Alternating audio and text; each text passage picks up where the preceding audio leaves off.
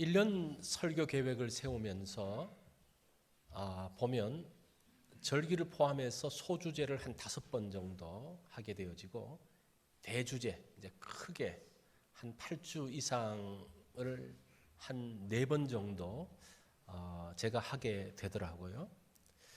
그러나 이제 그러면서 매년 제가 늘 포함시키는 것은 복음에 대한 설교입니다. 그래서 요한복음도 했고 또 마가복음 또 아니면 이제 복음서를 섞어서 하기도 했는데 이번에는 마태복음을 가지고 복음에 대한 것을 설명하려고 합니다. 마태복음을 관통하는 주제가 있다면 그것은 임마누엘이라는 겁니다. 임마누엘. 오늘 본문에 보면 마태복음 1장 23절에 이 천사가 뭐라고 이야기합니까? 그 이름은 무엇이라 하라? 임마누엘이라 하라고 말씀합니다. 그러면서 이것은 하나님이 함께 하신다라고 말씀을 하고 있죠. 그리고 마태복음을 마무리하면서 마태복음 제일 마지막 장 마지막 절 28장 20절에 보면 예수님께서 뭐라고 말씀하십니까? 내가 세상 끝날까지 너희와 항상 함께 있으리라는 말씀으로 마태복음이 끝이 납니다. 이것을 보면 마태복음은 임마누엘로 시작해서 뭐로 끝납니까? 임마누엘로 끝나는 것을 보게 됩니다. 자, 오늘은 마태복음 첫 시간에서 우리가 임마누엘에 대한 것을 말씀드리려고 합니다. 어떻게 보면 이것은 커다란 신학적인 주제가 될 수도 있지만 오늘은 제가 그렇게 하지는 않고 그렇지만 중요한 그 임마누엘이라는 것을 설명을 좀 할 거예요.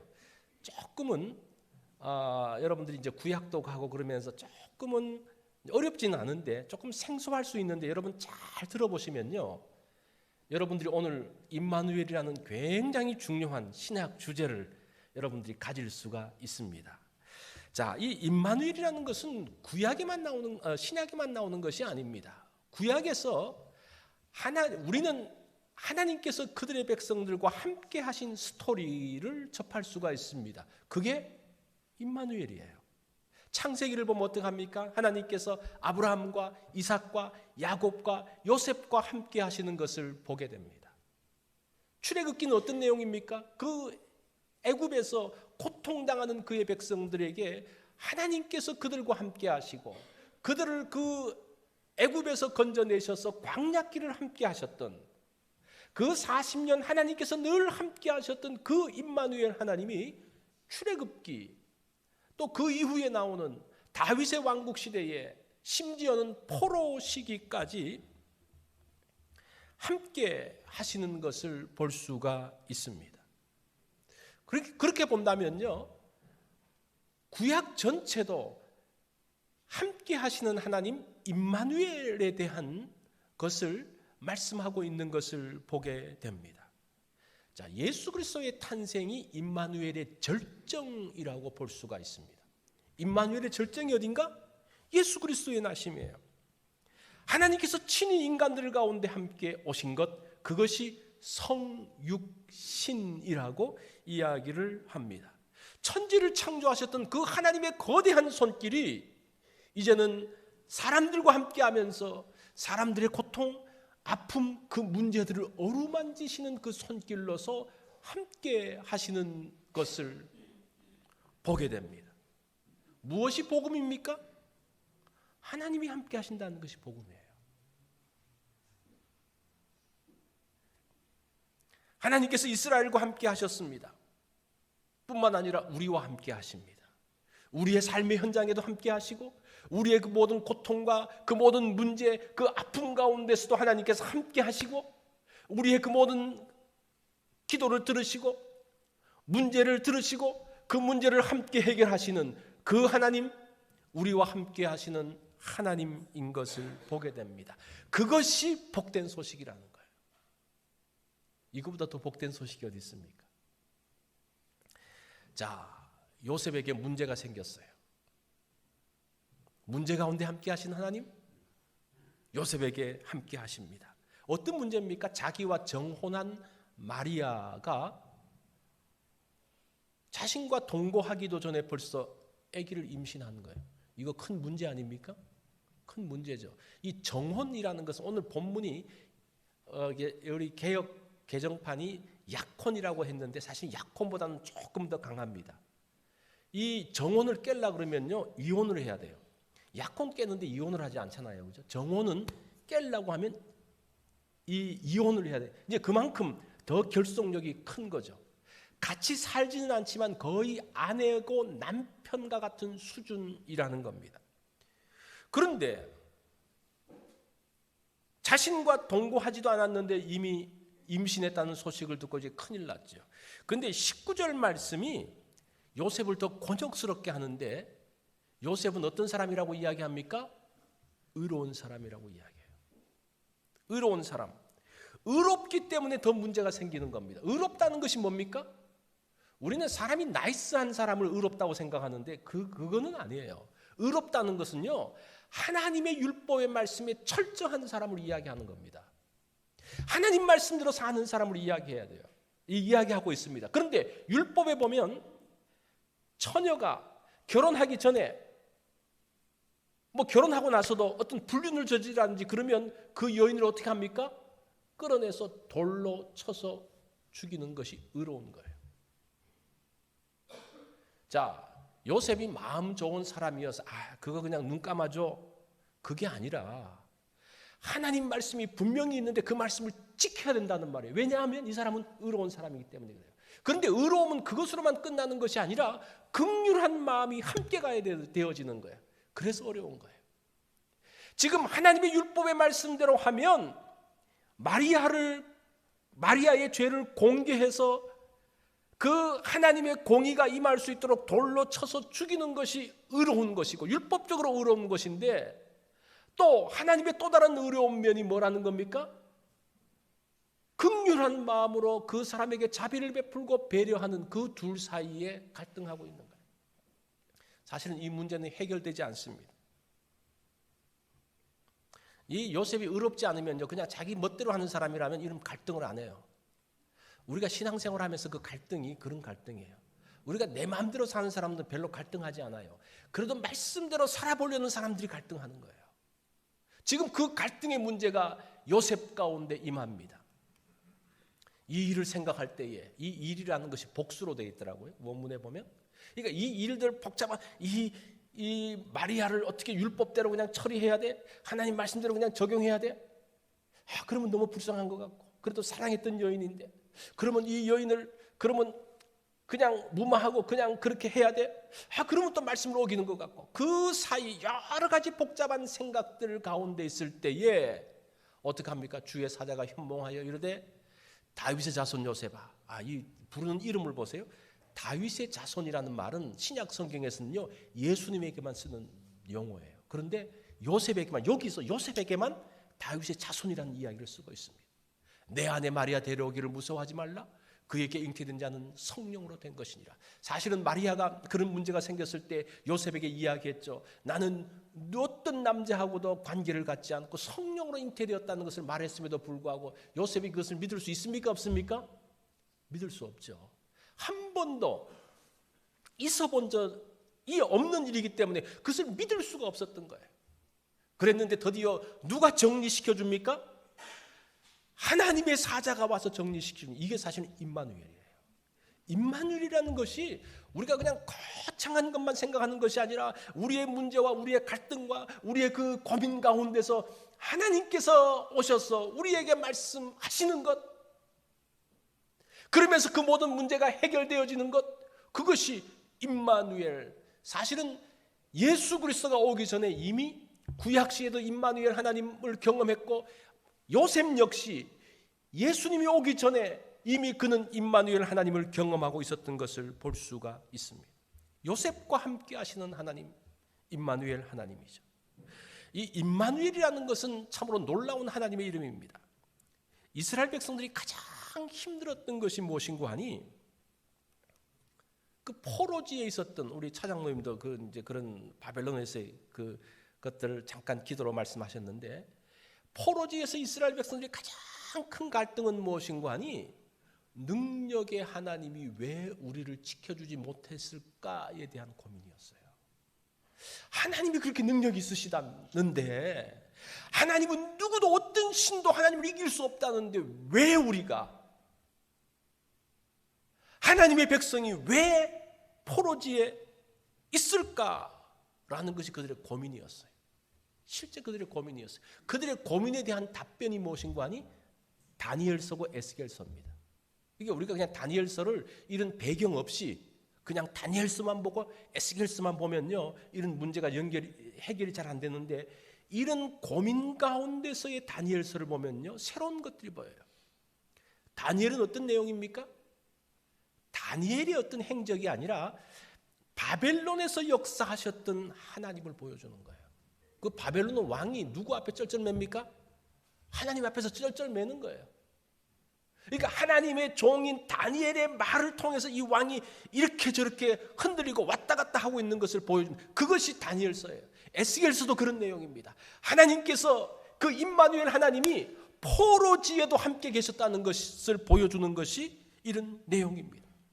사실은 중간기 시대도 마찬가지입니다. 이 중간기 시대는 말라기 이후부터 마태복음까지 400년의 기간인데, 이 시대를 침묵의 기간이라고 이야기합니다. 하나님의 계시가 없었던 기간, 선지자들이 없었던 기간이라고 이야기합니다. 뿐만 아니라 이 시기에는 굉장한 격변기였습니다. 그 페르시아, 바벨론을 무너뜨린 페르시아, 그 전 세계를 지배했던 페르시아가 무너지고 알렉산더 대왕이 나오고, 이제 그리스가 정복하고, 그 다음에 알렉산더가 나오고, 그 다음에 로마가 나오는 그 격변기. 그런데 이 격변기는 세 대륙 사이에 모여 있어요. 아시아, 유럽, 아프리카. 근데 아시아와 유럽과 아프리카를 맞닿는 지역이 어딘가 하니 이스라엘이에요. 그러니까 그 이스라엘에서 계속적으로 전쟁이 벌어지는 거예요. 유럽으로 올 때 이스라엘을 통해서 가지고, 아프리카로 갈 때 그 이스라엘, 그 예루살렘을 통해서 가지고 계속 그 가운데 고민하고 갈등했던 그것, 그 시대. 이런 상황에서 그런 힘든 시기에 하나님의 계시도 없고 말씀을 전하는 선지자도 없는, 사실은 하나님의 임재를 잘 경험하지 못했던 그 시기, 임마누엘이 멀리 있었던 것 같은 그런 시기, 그런 시기에서 그 이스라엘 백성들이 하나님을 그처럼 고대했던 것을 볼 수가 있습니다. 그것이 사실은 복음서의 배경이에요. 그 복음이 나오기까지, 예수 그리스도가 오시기까지 그 고통 가운데서 정말 메시아가 언제 오느냐를 기다렸던 그 시기가 바로 이 중간기의 시기였습니다. 자, 21절과 23절에 보면 이런 말씀을 합니다. 그런 시기에 이제 복음이 다시 열리면서 아들을 낳으리니 이름을 예수로 하라. 이는 그가 자기 백성을 그들의 죄에서 구원하실 자라. 23절, 보라 처녀가 잉태하여 아들을 낳을 것이요 그의 이름을 임마누엘이라 하라. 자, 여기서 이름이 두 개가 나와요. 예수님의 이름이 두 개가 나와서 좀 혼돈이 됩니다. 예수라는 이름과 임마누엘이라는 이름 두 개가 나오는데 어떤 이름이 진짜 이름이지? 나중에 보니까 요셉이 이름을 뭐로 짓습니까? 예수라고 짓는데, 그러면 요셉이 예수와 임마누엘 둘 중에 하나를 택하는가? 근데 이게 그런 혼돈이 있을 수가 있습니다.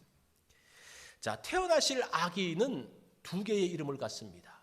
예수라는 말은 여호와는 구원이시다라는 그런 말이에요. 구원이시다.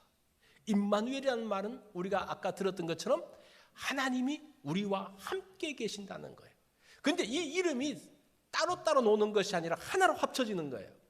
우리와 함께 하시는 하나님은 누구를 하는 겁니까? 예수다. 우리를 구원하실 분이다라는 내용이에요. 그래서 우리가 이 두 개의 이름이 왜 나올지를 보면서 그 예수님이 하시는 일에 대한 것이라는 사실들을 우리가 알아야 됩니다. 그리고 또 하나 제가 설명할 것은 예수 그리스도에 대한 내용입니다. 어떤 사람은 예수 그리스도에 대해서 그래서 예수가 first name이고 그리스도가 last name인가? 근데 그거는 아니라는 거예요. 이 말은 무슨 말인가 하니 메시아이신 예수, 메시아가 그리스도죠. 그리스도이신 예수. 그 예수라는 이름은 그 시대, 예수님이 살았던 시대에도 굉장히 흔한 이름이었다고 이야기합니다. 요즘도 굉장히 흔해요. 우리 그 남미 쪽에 있는 분들 보면 헤수스라는 이름 많죠. 굉장히 많아요.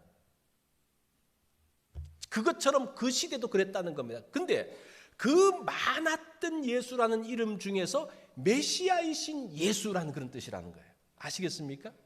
이제 우리가 이 예수라는 이름에 혼돈이 없었으면 좋겠습니다. 자, 임마누엘에 대해서 조금 더 다시 생각해 보겠습니다. 임마누엘이라고 말하면 임이라는 말은 함께라는 뜻이에요. 마누라고 하면 우리와, 엘이라고 하면 하나님이에요. 하나님은 우리와 함께 하신다라는 그런 내용입니다. 그런데 이 임마누엘이라는 것이 처음 나오게 되어진 것이 이사야 7장 14절입니다. 자, 왜 임마누엘이라는 이름이 나오게 되어졌는지 여러분 여기를 조금 집중해서 들으시면 좋겠습니다. 그 당시 남왕국은 이제 분열 왕국 이후에 남쪽 왕국 유다는 그때 아하스가 왕이었는데 굉장히 위험한 상황 가운데 있었습니다. 시리아는 그 당시 아람이었죠. 시리아와 북이스라엘이 연합을 해서 남왕국을 공격하려고 합니다. 굉장한 그런 위기의 상황 가운데서 아하스가 어떤 방법을 취할까를 고민하고 있었습니다. 그런 상황을 아시고 하나님께서 이사야를 통해서 아하스에게 이야기하십니다. 그때에 여호와께서 이사야에게 이르시되 너와 내 아들 스알야숲은, 이사야가 혼자 가는 게 아니고 아들을 데리고 가요. 이 아들 이름을 잘 보셔야 됩니다. 윗못 수도 끝 세탁자의 밭 큰 길에 나가서 아하스를 만나라. 지금 아하스가 어디 있습니까? 윗못 수도 끝 세탁자의 밭에 있다는 거예요. 그 왕이 거기 있으니까 그 왕을 만나러 가라고 이야기합니다. 자, 윗못 수도 끝 세탁자의 밭이라는 말은 기혼샘을 이야기합니다. 이 이스라엘 예루살렘을 관통해서 흐르는 강, 또 샘이 있었는데 그런 어떤 그 개천이라 그럴까요? 뭐 큰 것은 아닌데 그 흐르는 것이 있었는데 윗못은 기혼샘이라고 이야기하고 아랫못은 실로암 못이라고 이야기를 했습니다. 이렇게 보시면 돼요. 그래서 이제 기혼샘에서부터 흘러서 끝에 가면 실로암 못이 있는데 그 사이에 물이 흘러가는 사이에 그 여인들이 빨래터가 있었던 거예요. 그곳에 지금 아하스 왕이 와 있다라고 이야기를 합니다. 자, 전쟁을 준비하는 아하스에게 이사야를 통해서 이 전쟁 가운데서 하나님께서 너를 지키실 거야 라는 약속을 합니다. 그러면서 못 믿을까 봐 징조를 주겠다고 이야기해요. 그 징조가 무엇인고 하니 주께서 친히 징조를 너희에게 주실 것이라 이사야가 하는 이야기죠. 보라, 처녀가 잉태하여 아들을 낳을 것이요 그의 이름을 임마누엘이라 하라. 하나님께서 함께 하신다라는 약속을 줍니다. 그런데 아하스는 그것을 거부해요. 거절합니다. 나 징조 필요 없습니다. 나 하나님 말씀 안 해도 괜찮아요. 왜냐하면 나름대로 아하스가 생각하는 게 있었어요. 그건 무엇이었는가 하니 아수르, 그 당시 강대국인 아수르를 통해서 자기 나라를 구하려는 계획을 갖고 있었어요. 그게 첫 번째 계획. 두 번째 계획은 무엇인가 하니 전쟁이 있으면요 제일 중요한 게 식수입니다. 그 식수를 지금 점검하기 위해서 지금 아하스가 이 지금 세탁자 그 줄기를 따라서 점검하고 있는 그런 상황이었습니다. 그러니까 지금 아하스가 믿는 구석이 있는 거예요. 전쟁이 나도 포위가 있어도 이 식수는 걱정 없다. 두 번째는 강력한 나라인 아수르가 우리를 도울 것이다. 그 두 가지를 의지하고 자기 방식대로 하나님을 의지하는 것을 거부합니다. 그 징조를 거부하게 됩니다. 하나님께서 그것을 아시고 이사야에게 야숲을 데려가라고 이야기합니다. 하나님께서 그렇게 하라고 그러실 때 그 의미가 있는 거예요. 야숲이라는 이름은 뜻은 무엇인가 하니 남은 자는 돌아올 것이다라는 그런 내용이에요. 사실은 하나님께서 그 이사야 7장 이전에 6장에 보면 하나님께서 그 범죄한 백성 그 유다 백성들에게 그들이 포로로 잡혀갈 것이라는 하나님의 심판에 대한 이야기를 합니다. 그러면서 어떤 약속을 하는 거 아니? 그 포로로 잡혀갔던 사람은 다시 돌아올 것이다. 이사야의 아들의 출생을 통해서 그 이야기를 해주는 거예요. 자, 그런 이야기. 자, 여기까지 그게 이제 배경인데 보세요. 이 임마누엘이라는 말이 어떻게 나왔는 거 아니? 거역과 불순종 가운데서 하나님께서 함께 하시겠다는 그 말씀을 하셔요. 하나님이 함께 하셨다고 했지만 거절을 당합니다. 그럼에도 불구하고 임마누엘은 거역에도 불구하고 함께 하시는 하나님을 보여주는 것이 이사야 7장의 내용이에요. 무슨 말인지 아시겠습니까? 사실은 이 말은 하나님의 슬픈 이야기예요. 내가 너를 도와주겠다 그러는데 싫다는 거예요. 그럼에도 불구하고 스알랴숲 다시 남은 자가 돌아올 것이다. 다시 너희와 함께 하실 것이다라는 그 내용입니다. 사실은 이 내용은 창세기에도 나오는 내용이에요. 하나님의 말씀을 거절하는 아하스에게 하나님은 임마누엘로 응답하셨던 것처럼 보세요. 아담이 하나님의 말씀을 거절합니다. 그 아담에게 하나님께서 뭘 주십니까? 여자의 후손인 임마누엘로 응답하고 있는 것을 보게 됩니다. 그래서 이 임마누엘이 복음인 거예요. 사실은 그 시대의 아하스가 완벽하고 바르게 있어서 반듯하게 있어서 하나님께서 도와주신다는 것이 아니라는 거예요. 그 아담이 하나님 말씀대로 잘 섬겨서 그래 너 정말 예쁘다 그래서 내가 너와 함께 있을 거야 라는 것이 아니라 그들이 거역하고 배반하고 하나님으로부터 멀어짐에도 불구하고 내가 너희와 함께 있을 거야 라는 그 내용이에요. 거역하는 그 백성들을 향해서 내가 너희와 함께 있을 거라는 그런 내용들이 여기에 담겨져 있는 것을 보게 됩니다. 이렇게 본다면요, 이 임마누엘이라는 주제는 창세기부터 시작해서 계시록 마지막에 하나님께서 성막으로 함께 하신다는 그 내용으로 보면, 그 임마누엘을 보면요, 창세기와 계시록 처음과 마지막을 열고 닫는 말씀 전체가 임마누엘로 연결되어져 있는 것을 볼 수가 있습니다. 그것이 임마누엘이에요. 그러니까 이 임마누엘이라는 그 주제가 거대한 신학적인 주제입니다. 그러니까 성경 전체를 엮어가는 주제라는 거예요. 자, 함께 한다는 것은 많은 것들을 예포하고 있습니다. 함께함. 하나님께서 함께 하신다 그러죠? 많은 것을 예포하고 있죠. 이 근접학이라는 학문이 있습니다. 이것은 사람과 사이에 있는 공간을 연구하는 학문입니다. 사람과 사람 사이, 사람과 다른 사람과 함께 있을 때에 어느 정도 공간이 필요한가? 이 공간이 인간의 심리, 환경, 문화에 어떤 영향을 미치는 것인가를 연구하는 게 이 근접학입니다. 이 굉장히 중요한 학문이에요. 예를 들어서 설명을 하면 하루는 영화관에 갔는데 영화관에 사람이 별로 없었어요. 그래서 한쪽에 자리를 차지하고 앉았습니다. 그 이어서 또 누구 한 사람이 낯선 사람이 오는데 이 사람이 그 넓은 자리를 놔두고 내 옆에 앉아요. 그러면 마음이 어떻습니까? 굉장히 불편하죠. 아, 이 사람이 왜 내 옆에 앉았지? 이 넓은 데 놔두고?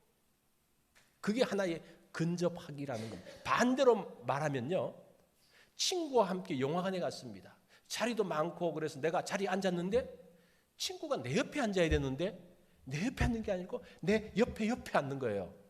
그럼 또 마음이 어떻게 됩니까? 이 친구가 도대체 뭐지?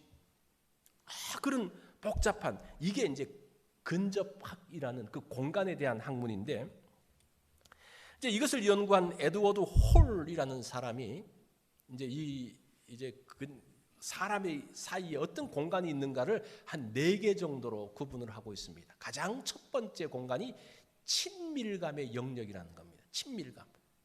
굉장히 친밀한 사람들과는 45cm 이내에 있다는 거예요. 45cm가 여기서 여기잖아요. 그죠? 요 사이에 있는 사람. 그 사람은 스킨십이 가능한, 이 사람들은 사랑하는 사람이고 그러니까 배우자, 연인, 자녀들이 요 공간에 있다는 거예요. 그런데 그 공간에 있어야 될 사람이 그보다 멀어지면 불안해지기 시작하는 거예요. 자, 두 번째 영역은 개인적인 영역입니다. 45cm부터 120cm까지. 45cm, 한 120cm 여기까지. 거기에는 개인적으로 가까운 사람, 가족들이 함께하는 거리입니다. 그런데 그 개인적으로 가깝지 않은 사람이 이 120cm 안으로 들어오면요, 굉장히 또 불안해지는 거예요. 세 번째 공간은 사회적인 영역인데 1m 20에서 120cm에서 3m 50까지 그 공간은 누구든지 다닐 수 있는 그 영역이에요. 그래서 뭐 직장에서든지 뭐 어떤 쇼핑을 간다든지 그쪽으로는 사람들이 많이 이제 지나가도 알지 못하는 사람이 지나가도 뭐 괜찮은. 그다음에 마지막 퍼블릭 공적인 영역은 3.5m 이상 그 눈에 보이는 거리라는 겁니다. 이제 그 거리가 지켜지면 사람들이 안정된다는 거예요. 이제 별별 연구들을 다 하죠, 그죠? 자, 그런데 남자들은 비교적 이 거리를 정확하게 지킨다 그래요. 근데 여성들은 이 거리를 쉽게 무너뜨린다고 이야기합니다. 그 정도로 여성들이 더 사교성이 많은 것 같아요. 그러면 더 가까워지고 친밀감을 가지려고 하는. 근데 분명한 것은 서로 좋아지면 그 영역들이 자꾸 가까워진다는 겁니다. 가까워질수록 친밀감이 생긴다라는 겁니다. 자, 이런 공간을 우리가 한번 먼저 생각을 해보고, 하나님과 인간 사이에는 큰 거리감이 있었어요. 하나님을 배반하고 적대시하면서 하나님과 인간 사이에는 정말 거대한 공간이 만들어졌습니다. 죄인이 거룩하신 하나님 앞에 감히 갈 수가 없는 거예요. 그런데 죄인이 갈 수 없기 때문에 하나님께서 우리에게 오신 거예요. 우리에게 찾아오셨습니다. 친히 아들을 보내셨습니다. 이제 죄인들과 함께 식사하며 대화하며 같이 식사한다는 것은 어느 정도 공간에 들어간 거예요? 1m 20 안에 들어온 거예요. 그죠? 그 가운데 친밀감 가운데 들어왔다는 것을 이야기합니다. 그들과 함께 식사하시며 대화하시면서 그들의 고민을 들으시고 그들의 삶의 현장 가운데 일어나는 일들 가운데 함께 아파하시고 그들에게 말씀하시고 그 문제에서 그들을 건져내시는, 인간들을 건져내시는 그 하나님, 그분이 바로 예수, 그분이 바로 임마누엘이라고 이야기를 합니다. 계시록 3장 20절에는 뭐라고 이야기합니까? 볼지어다 내가 문 밖에 서서 두드리노니 다 같이 누구든지 내 음성을 듣고 문을 열면 내가 그에게로 들어가 그로 더불어 먹고 그는 나와 더불어 먹으리라. 예수님께서 왜 놓고 하십니까? 왜 문을 두드리십니까? 들어가려고 문을 두드리시는 거예요. 자, 들어와서 무슨 일을 하십니까? 함께 먹고 마신다고 그러는 거예요. 가족이 됐다는 것을 이야기하는 겁니다. 1m 20 안에 들어오신 거예요. 가족이 된 거예요. 이제 그 예수 그리스도를 믿는 사람은 뭐가 됩니까? 하나님의 자녀가 되어지는 거예요. 하나님의 자녀가 되어지면 어디까지 들어오는 겁니까? 친밀감의 영역 45cm 안으로 들어오는 거예요. 임마누엘 하나님이라는 것은 1m 20 안으로 들어오셨다가 45cm 안의 영역으로 들어오셔서 우리를 자녀로 또 우리를 신부로 하시는 그분이 바로 임마누엘 하나님이라는 겁니다. 예수 믿는다는 게 뭐예요? 이 친밀감의 영역으로 자꾸 들어오는 게 예수 믿는 거예요. 과거에 예수님과 적대시하고 가능하면 멀리하고 하나님과 가능하면 멀리했던 사람들이 자꾸 우리가 해서가 아니라 예수님께서 우리에게 오심으로 인해서 그 가운데 마음의 문을 열므로 인해서 가까운 영역으로 오시고 친밀감의 영역으로 오시면서 함께 하시는 이제 가족이 되어진 것이 임마누엘이라는 거예요. 임마누엘이 뭐예요? 가족이 되었다는 거예요. 하나님의 가족이 되었고 하나님의 아들이 되었고 하나님의 딸이 되었다는 내용입니다. 악마의 바이올리니스트 니콜라 파가니니, 아마 이 사람의 이름을 들어본 적이 있을 거예요. 이 사람이 이제 스트라디바리우스라는 바이올린을 가지고 연주하는데 이 바이올린은 뭐 명품이죠. 명품인데 이거는 이제 별로 많지도 않을 뿐 아니라 사고 팔지도 않는다 그러더라고요. 그런데 한 번 이제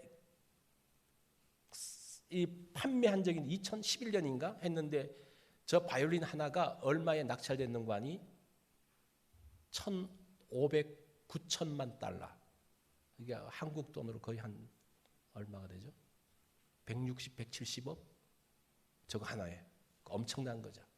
이 이제 파가니니가 이제 뭐 너무나 연주를 잘하니까 악마의 바이올리니스트라는 이름을 이제 받은 거예요. 이 사람이 이제 연주를 한다 그러니까 사람들이 그냥 구름처럼 그 홀에 몰렸습니다. 그래서 이 사람이 쫙 연주를 하는데 너무나 아름다운 연주를 하는 거예요. 사람들이 그 연주를 들으면서 역시 스트라디바리우스 악기의 이름이 그 소리가 너무 좋아. 그렇게 생각하면서 연주를 듣고 있는 거예요. 근데 연주를 하다가 이 사람이 갑자기 탁 멈추더니만 그 바이올린은 땅바닥에 그냥 탁 던지는 거예요. 그러면서 바이올린이 깨지는 거예요. 사람들이 깜짝 놀란 거예요. 오! 어떻게 저 비싼 거를 깨뜨려? 깜짝 놀라서 웅성웅성거리는데 저쪽 문이 열리면서 사회자가 쫙 바이올린을 갖고 나오는 거예요. 여러분 진정하십시오. 지금까지 연주했던 그 바이올린은 스트라디바리우스가 아니고 그냥 일반 상점에서 살 수 있는 평범한 바이올린입니다. 이 파가니니 선생님이 악기가 좋아서 아름다운 연주가 아니라 연주자의 그 중요성을 알려주기 위해서 오늘 이런 퍼포먼스가 있었습니다. 그러면서 이제 드디어 이 파가니니가 스트라디바리우스를 가지고 쫙 연주를 하고 끝내는 거예요. 자, 이 평범한 악기라도 유능한 연주자의 손에 들어가면요, 사람을 감동시키는 아름다운 소리를 냅니다. 제가 스트라디바리우스를 가지고 연주한다 그러면 사람들이 어떨까요? 힘들어할 거예요. 인간은 악기와 같습니다. 악기와 같아요. 아름다운 소리로 감동을 주기도 하고 둔탁한 소리로 불편함을 주기도 합니다. 누가 연주하냐에 따라 달라요. 우리의 마음에 누가 있어서 우리 마음에 누가 우리의 인생의 운전대를 잡고 어떻게 연주하며 어떻게 사느냐에 따라서 아름다운 소리가 나기도 하고 그렇지 않기도 하다는 겁니다. 악한 것이 우리의 마음에 사로잡으면 계속적으로 불편한 소리, 고통을 주는 소리들이 나오지만 성령님께서 우리 마음 가운데 연주하시면 그 가운데 9가지 성령의 열매가 만들어지잖아요. 그죠? 그 풍성함이 있는 것들을 보게 됩니다. 성령님과 하나됨이 뭡니까? 임마누엘이에요. 임마누엘이라는 것은 신학적인 주제가 아닙니다. 우리의 삶의 중요한 이야기입니다. 성령께서 우리의 마음 가운데 우리를 주장하시고 우리를 하는 이 악기, 몸의 악기를 가지고 연주하시고 함께 하실 때에 하나님의 놀라운 일들을 이룰 뿐 아니라 주변 사람들에게 축복이 되어지는 것을 보게 됩니다. 임마누엘은 2000년 전에 끝난 스토리가 아닙니다. 지금도 우리 가운데서 함께 하시는 그 하나님. 마태복음 28장 20절에 보면 뭐라고 말씀하셨어요? 세상 끝날까지 함께 하신다 그랬으니까 영원히 함께 하시는 것이 임마누엘이라는 겁니다. 임마누엘, 이것은 성경에 있는 하나의 이름이 아니에요. 신학적인 주제도 아닙니다. 실제적으로 우리 가운데 역사하시고 우리를 풍성하게 하시는 하나님의 이름입니다. 그 하나님의 이름이 여러분들의 삶들을 주장하기를 바랍니다. 우리 다 같이 기도하겠습니다. 기도할 때